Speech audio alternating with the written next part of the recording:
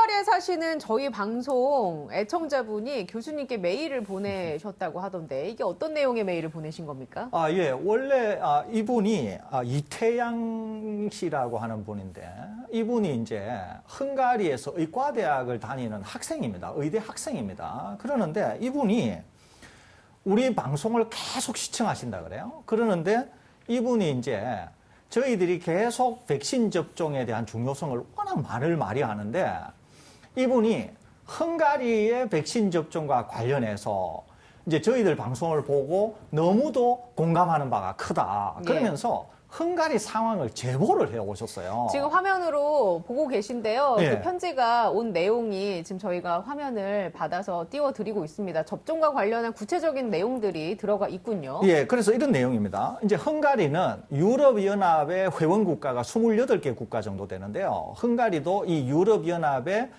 회원국가입니다. 그러는데 헝가리가 얼마나 상황이 안 좋았냐면은 헝가리 인구가 1,000만 명이 약간 안 됩니다. 그러니까 서울시 인구 정도라고 보실 수 있습니다.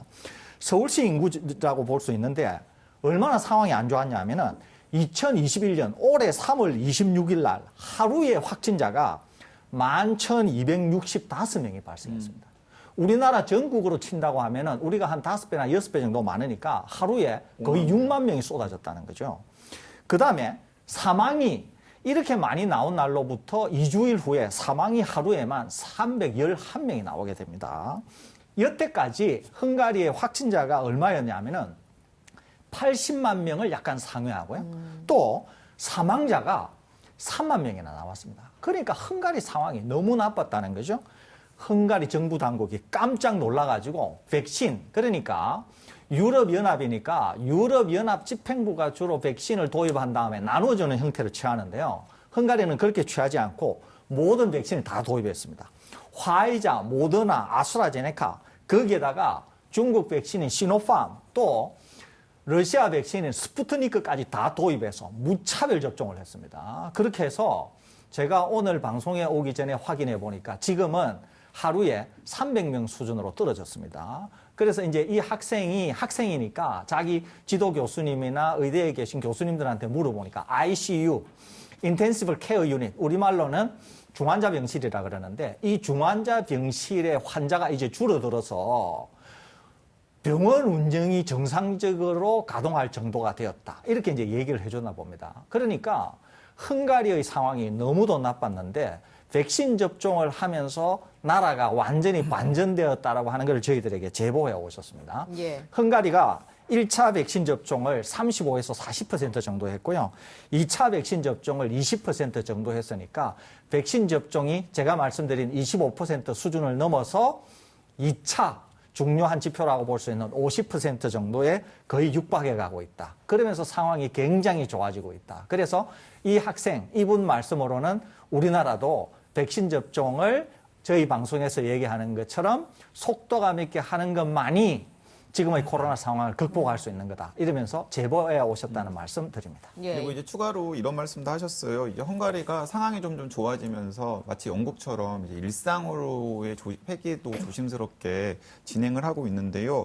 일단은 그 백신 인센티브가 있습니다. 헝가리도 백신을 접종하신 분들이 백신 여권을 가지고 있고요. 그리고 그 백신 여권을 가진 분들에게는 실내 문화시설 이용 같은 특혜 같은 것들을 이제 제공을 하고 있습니다. 그리고 지난주부터는 실외 마스크 착용 해제, 통금 해제, 영업 제한 시간 해제, 그리고 백신 여권 소지자의 경우에는 실내에서도 마스크를 착용하지 않아도 되는 인센티브를 또 부여했다라는 소식까지도 전해 오셨습니다. 그러니까 공격적인 백신 접종 정책을 통해서 코로나의 가장 최악의 상황을 이겨내고 일상으로 이제 회귀하려고 하는 시도를 보이고 있다는 것입니다. 일단 진행자로서 굉장히 뿌듯하네요. 여기저기서 세계 곳곳에서 봐주시는 것 같아서 다시 한번 감사의 인사를 전하겠습니다. 관련된 내용 저희가 뭐 좀 섭외를 해서 화상 연결을 통해서 좀 더 구체적으로 얘기를 들어보도록 하고 일단 그 메일 내용 중에 한 가지 짚어볼 것은 스푸트니크나 시노팜 같이 그런 백신들도 도입을 했다라고 얘기를 해주셨거든요. 이 부분과 관련해서 일단 시노팜 백신 임상 데이터가 공개가 된다고 하는데 이 결과와 관련해서 좀 얘기를 해주시고 이걸 도입을 했을 때 도입을 해도 괜찮은지에 대한 부분도 함께 같이 여쭤보도록 하죠. 네, 이제 중국 게 시노팜 백신이 도대체 언제 이 임상시험 결과가 공개가 될지를 놓고서 이제 많은 전문가들이 굉장히 답답해했었는데요. 드디어 공개가 되었습니다. 이제 예방 효과는 한 70% 중후반 정도로 예. 되어 있고요. 그래서 이제 그 시노팜이 이제 두 종류의 코로나19 백신을 가지고 있는데 각각 효과를 따져보면 72.8% 그리고 78.1%로 지금 확인이 되고 있습니다. 그러니까 아스트라제네카나 화이자나 모더나 그리고 지금 이제 승인 절차가 진행 중인 노바백스의 경우와 비교하면은 좀 낮은 수준이라고 생각을 할 수가 있을 텐데요.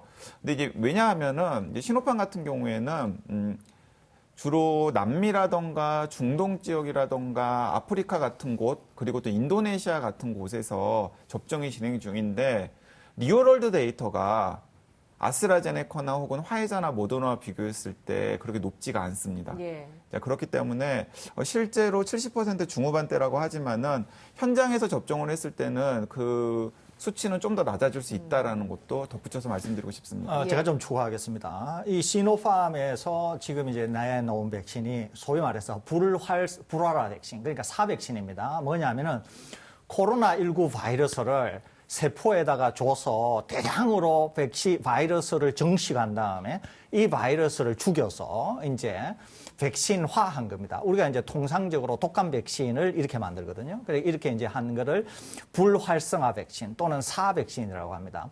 요즘에는 이런 기술을 잘 쓰지 않습니다. 특히 지금 같은 팬데믹 상황에서는 이렇게 불활성화 백신을 잘 쓰지 않습니다. 이런 불활성화 백신은 다양한 형태의 이제 첫째 하나는 위험성도 있을 수 있고요. 왜 그러냐면은 공장 자체에 코로나 바이러스를 대량으로 증식하기 때문에 여러 가지 이유 때문에 공장 자체가 위험 요인이 될 수가 있습니다. 그게 하나가 있고요. 두 번째는 백신의 효능이 좀 떨어집니다. 이게 일반적으로. 그리고 아시다시피 시노팜 백신은 그래서 각 국가들 여러 이제 제3국가들 선진국이 아닌 국가들에서 사용을 했는데 데이터가 아주 들쭉날쭉합니다. 어떤 국가는 네. 괜찮다 그러고 어떤 국가는 막 형편없다 그러고 이러면서 데이터가 전혀 이제 소위 말해서 컨시스턴트 이게 일정하게 안 나오고 아주 들쭉날쭉하는 거죠. 왜 그런 그래서 걸까요? 이제 왜 그러는지는 우리가 이제 추론해 볼 수는 있는데요. 이제 왜 그러는가 하는 것도 있을 수 있고요. 두 번째는 이제 이거하고 맞물리는데요.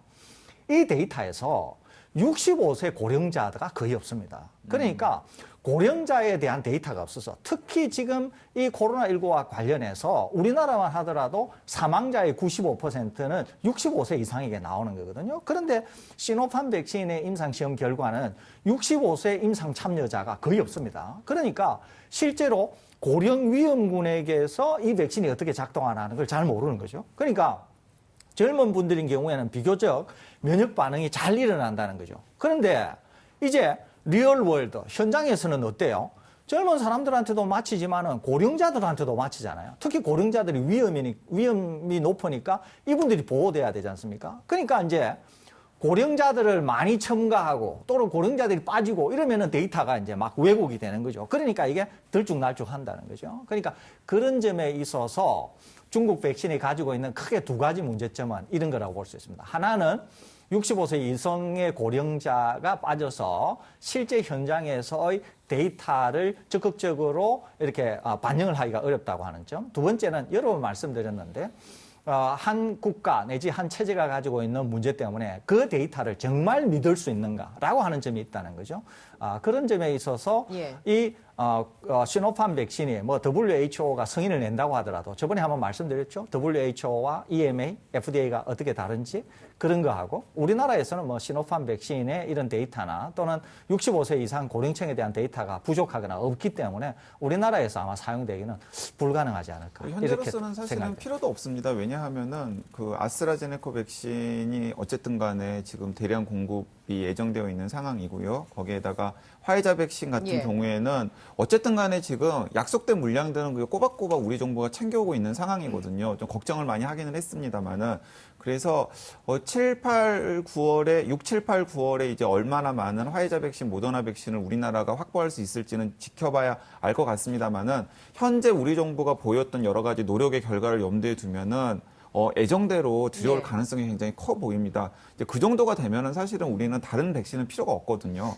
그렇기 때문에 지금 우리는 아스트라제네카 백신 그리고 화이자, 모더나 그리고 노바백스 옵션들이 다 있고 그것들이 확보가 될 가능성이 굉장히 커진 상황이기 때문에 제가 네. 생각하기에는 시노팜 백신, 중국 백신이나 러시아 백신에 대해서는 우리는 굳이 그렇게 크게 관심을 가질 필요가 없다라고 정리를 하고 싶습니다. 우리나라는 그런데 혹시 저개발 국가나 뭐 아프리카 이런 국가들 같은 경우에는 데이터의 일관성이 좀 떨어지고 효능이 좀 떨어져도 그래도 시노팜 백신 구해서 맞는 게 낫는 걸까요? 충분히 예. 그럴 수 있죠. 예를 들면 아프리카의 어떤 국가들은 한 명을 접종하지 못한 국가들이 되게 많습니다. 그리고 이제 그런 국가들을 내지 대행을 해서 백신을 도입해서 배포하는 데가 WHO라고 볼 수 있습니다. 그러니까 이제 미 FDA나 EMA가 관리하고 있는 국가와 WHO가 관리하는 국가가 완전히 다르다는 거죠. 그러니까 이제 WHO 같은 데서는 시노팜 백신을 대거 도입을 해서 전혀 백신 접종이 일어나지 않는 국가들에게 굉장히 저렴하게